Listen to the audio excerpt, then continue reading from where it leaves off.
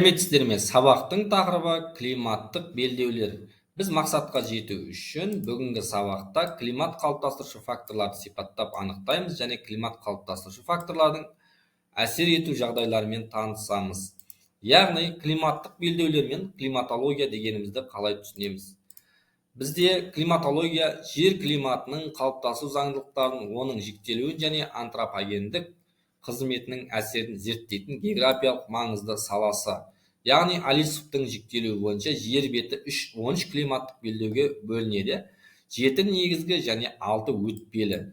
Негізгі климаттық белдеулердің шекаралары жыл бойы басым болуына, ауа массаларына байланысты анықталады. Мысалы, экваторлық белдеуде жыл бойы экваторлық ауа массалары басым болады. Өтпелі климаттық белдеулерге негізгі белдеулердің арасында орналасады. Және бұл аймақтарда жыл мезгілдеріне қарай ауа массалары ауысып отырады. Мысалы, субэкваторлық белдеуде қыста тропиктік, ал жазда экваторлық ауа массалары басым болады. Яғни Алисовтың несін жіктелуі бойынша талдайтын болсақ, бізде экваторлық белдеу үнемі ауа массалары ыстық бір қалыпта болып тұрады. Сонымен қатар екінші бізде осы жіктелуі бойынша қарайтын болсақ, тропиктік бізде тропик көрсетіліп тұр. Және сонымен қатар субтропиктік субтропиктік көрсетіп тұр. Және арктикалық бізде арктикалық, сонымен қатар субарктикалық дегеніміз, арктикалық пен субтропиктің ортасында бізде субарктикалық орналасқан. Және сонымен қатар бізде экваторлық белдеуде үнемі температура жоғары қысымда көрсетеді. Алдыңғы сабақта өткендей ауа райы да күн радиациясы тура экваторлық белдеуге түсуіне байланысты.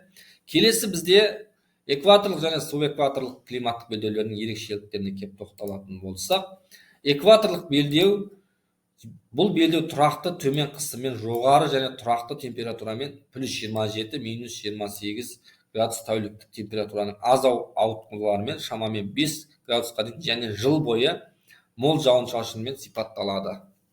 Бұл жағдайлар ылғалды гумидті климатының қалыптасуына әкеледі. Яғни бізде экваторлық белдеу.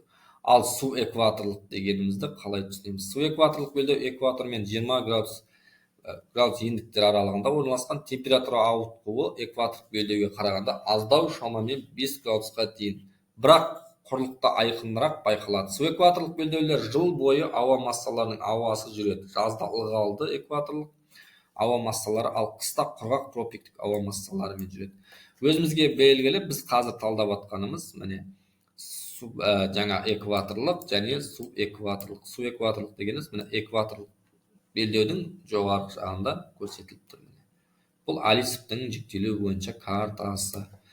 Келесі бізде тропиктік белдеуге кеп тоқталатын болсақ, бұл тропиктік белдеу жыл бойы жоғары температурасы атмосфералық қысым аймағы болып табылады. Температура жоғары, жазда +40 градустан асуы мүмкін, ал қыс айтарлықтай салқын болуы мүмкін, әсіресе құрлықта.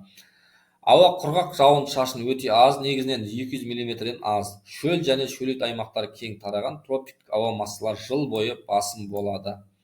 Тропик дегеніміз экваторлық белдеу дегеніміз оның сыртында субэкваторлық, соның сыртында тұрған тропиктік белдеу. Ал субтропиктік белдеуге келетін болсақ, тропиктік және қоңыржай ауа массаларының әсер ету аймағында орналасқан, жаз ыстық және құрғақ, қыста жұмсақ, кейде жауын-шашынды. Маусымдық өзгерістер айқын байқалады. Бұл субтропиктік дегеніміз субтропиктік, бұл жерде бізде субтропиктік өзімізге белгілі. Бұл тропиктің жоғарғы жағында көрсетілген. Келесі бізде қоңыржай белдеу. Бұл қоңыржай белдеу бәрімізге белгілі. Өзіміздің Қазақстанымызда осы қоңыржай белдеуде орналасқан. Бұл жер шарында 4 мезгілді айқын бөледі. Көктем, жаз, күз, қыс температурасы маусымға байланысты қатты өзгеріп жатады. Жазда орташа температура +15 және 25 градусқа дейін, қыста -10-ға дейін барады. Жауын-шашын жыл бойы біркелкі, немесе көктем күз мезгіліне мол түседі. Өзіміздің Қазақстанға байланысты. Бұл қоңыржайдың бізде қай жерде орналасуы өзімізге көрсетіліп тұр. Бұл субтропиктен кейін қоңыржай белдеуі орналасқан. Келесі бізде арктикалық және субарктикалыққа климаттық белдеуге келетін болсақ, арктикалық орналасу солтүстік полюс маңында арктика температурасы қыста -40 градусқа дейін, себебі бұл жақта үнемі мұз, қар басып жатады. Жазда +0 градус шамасында ғана. Жауын-шашын өте аз, көбіне қар түрінде түседі. 200 миллиметрден аспайды. Табиғатта мәңгі мұздықтар, тундра, мүк пен қына өсімдіктері, желі күшті желдер мен борандар жиі болады. Аз арктикалық белдеуге келетін болсақ, орналасу арктикалық пен қоңыржай белдеудің арасында температурасы қысы ұзақ, суық болады. Яғни бұл бізде субарктикалық дегеніміз. Міне, субарктикалық деген ең мұз басып жатқан жер бізде арктикалық белдеу. Яғни бұның барлығы алюсовтың жіктелуіне байланысты. Экватордан былай қарай бізде ауа райы кішкене салқындап кете береді. Өйткені мына жақта солтүстік мұзды мұхит және арктикалық Антарктида бар, және бізде арктикалық белдеу осы жақта орналасқан. Келесі бізде сұрақтарға жауап береміз. Қоңыржай белдеу дегеніміз не, және сонымен қатар арктикалық, субарктикалық белдеулерді танысамыз, тропиктік белдеу не екенін анықтайтын боламыз.